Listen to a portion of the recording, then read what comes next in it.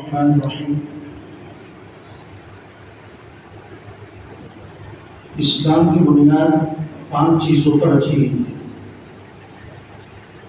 بہت ہی اہم حدیث ہے یہ کہ ہر چیز کی ایک بنیاد ہوتی ہے، پلر ہوتے ہیں اور اس کے اوپر پھر عمارت قائم ہوتی ہے۔ اگر پلر اور بنیاد مضبوط نہ ہو تو عمارت کچھ ہی عرصے میں گر جاتی ہے۔ تو اسلام کے حوالے سے اگر دین پر چلنا ہے تو ان 5 چیزوں کو مضبوط کرنا ہوگا۔ سب سے پہلے ہے شہادت لا الہ الا اللہ،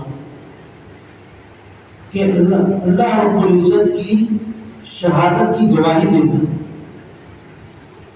اشہد ان لا الہ الا اللہ وحدہ لا شریک لہ واشہد ان محمدا عبدہ ورسولہ، کہ اللہ وحدہ لا شریک ہے، اس چیز کو ماننا۔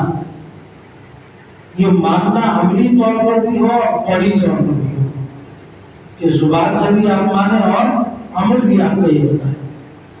ایسا نہ ہو کہ زبان سے تو کلمہ پڑھے لا الہ الا اللہ لیکن سجدے جا کر قبروں کو کر رہے، تو پھر یہ زبانی تو اللہ رب العزت کی وحدانیت کا اقرار کرتے ہیں آپ، لیکن سجدے جب قبروں میں جا کر کریں گے تو پھر یہ شرک ہو جائے گا، تو اس سے بچنا چاہیے۔ تو سب سے پہلے کیا ہے کہ اللہ رب العزت کی شہادت دینا۔ کس چیز کی شہادت؟ کہ اللہ رب العزت وحدہ لا شریک ہے، اس چیز کو اپنے دل میں اترنا۔ اقام الصلاۃ، نماز قائم کرنا، سب سے بنیادی اہم فریضہ یہی ہے۔ اگر ہم دیکھیں تو آج ہمیں اگر کسی چیز سے ممتاز کرتا ہے تو یہ نماز کا پابند ہونا، دوسروں سے اگر ممتاز کرتا ہے تو نماز کا پابند ہونا۔ لوگ بھی دیندار اس کو سمجھتے ہیں جو کیا ہے نماز کی پابندی کرتا ہو، جو نماز کی پابندی نہیں کرتا لوگ اسے دیندار بھی نہیں سمجھتے۔ حضرت عمر رضی اللہ تعالیٰ عنہ جب کسی کو کوئی منصب فائز کرتے تو سب سے پہلے دیکھتے کہ یہ شخص نماز کا پابند ہے یا نہیں۔ اگر وہ نماز کا پابند نہیں ہے تو اسے کوئی بھی حکومتی منصب نہیں دیتے تھے۔ وہ ایتاء الزکوٰۃ، دوسرا کیا ہے زکوٰۃ ادا کرنا۔ زکوٰۃ بہت ہی اہم عنصر ہے، جس طرح ایک دن پہلے بھی ذکر کیا تھا کہ قرآن پاک کے اندر کئی مقامات کے اندر زکوٰۃ کی ادائیگی کے بارے میں ہے کہ اللہ رب العزت نے اگر تمہیں مال دیا ہے تو اس کا تھوڑا سا حصہ زکوٰۃ کے لیے نکال دیا کرو، اس سے تمہارا مال جو ہے وہ پاک اور صاف ہو جائے گا۔ مال کی صفائی کے لیے، مال میں برکت لانے کے لیے زکوٰۃ نکالو، ورنہ اس میں بے برکتی آ جاتی ہے۔ بہت زیادہ مذہب تو آئے گا لیکن وہ بہت جلد پتہ بھی نہیں چلے گا کہ کہاں چلے گا۔ لیکن زکوٰۃ نکالتے رہیں گے تو اللہ رب العزت اس تھوڑے میں بھی برکت ڈالتے جائیں گے۔ آپ کو وہ تھوڑا بھی اتنا ہوگا کہ آپ کی تمام ضروریات اس سے پوری ہو رہی ہیں۔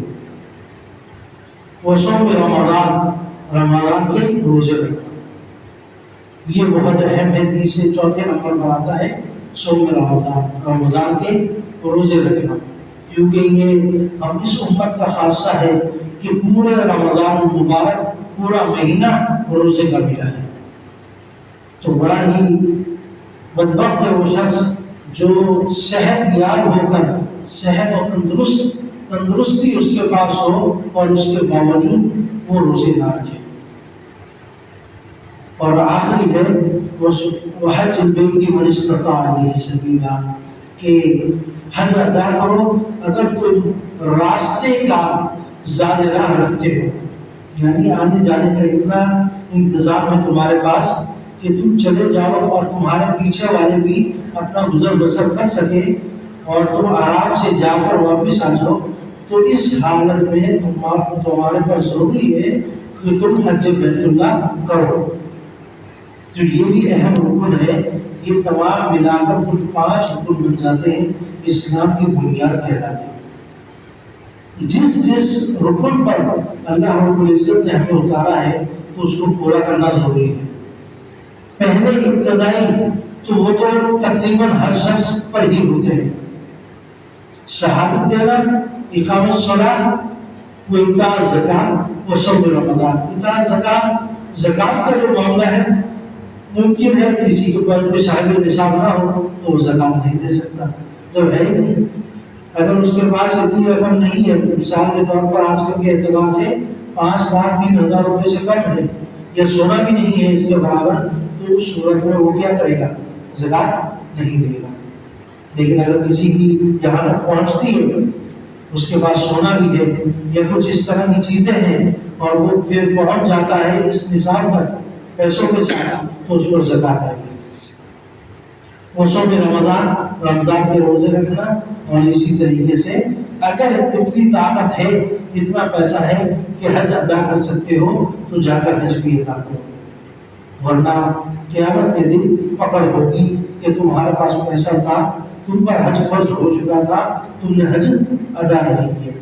تو یہ کچھ تعلق بندے کی اپنی ذاتیات کے ساتھ ہوتا ہے. کوئی تیسرا آدمی آ کر آپ کو نہیں بتائے گا، بلکہ آپ نے خود دیکھنا ہے میں کتنے مال کا مالک ہوں، کیا مجھ پر یہ زکات آ رہی ہے، کیا مجھ پر حج فرض ہو رہا ہے. اگر یہ معلوم نہیں ہے تو علماء کرام سے، مفتیان کرام سے معلومات لے، تاکہ ایسا نہ ہو کہ یہ چیز فرض ہو چکی ہو اور ہم اس وہم و گمان میں ہو کہ ہمیں پتہ ہی نہیں، تو یہ گناہ ہو جائے گا. اللہ تعالیٰ آپ کو توفیق